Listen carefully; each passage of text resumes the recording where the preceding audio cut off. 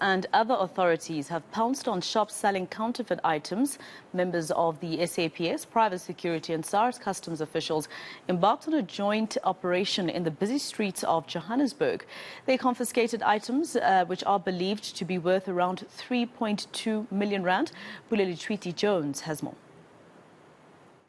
Well, members of the SAPS and, of course, other officials from SARS Customs, joined by private security and, of course, other law enforcement agencies, have embarked on this operation whereby some shops here have been closed on the premise, of course, and allegations of them having selling counterfeit goods. As you can see on screen and on shot here, police officials say that this is one unregulated market, which is, of course, costing the economy billions. But of course, as you understand right now, the confiscated items here are worth to tune of well over 3.2 million rand, and of course this is confirmed by members of SAPS. We do understand that some of the shops that have been closed, also owners will be arrested as well and will be charged on other charges, including contravening of course SARS laws as well.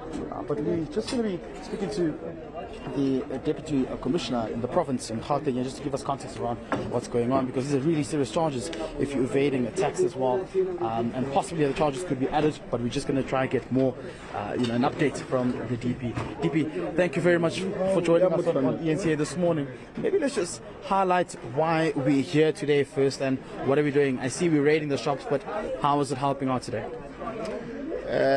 Good morning to the viewers, and thank you very much for the opportunity. We have to indicate that this is a follow-up operation. As on Saturday we were here, it was raining, and on Saturday they could not move the staff, and then we managed to net the I'll say the counterfeit goods to the value of over 12 million. Today we are here, integrated as we are. As you can see here, the customs is here. We're also having the EMS special operations, those who are assisting us with the equipment, the brand ambassador Adams and Adams. With this operation today here, we prepared ourselves. We had the search warrant in these areas of which we're having.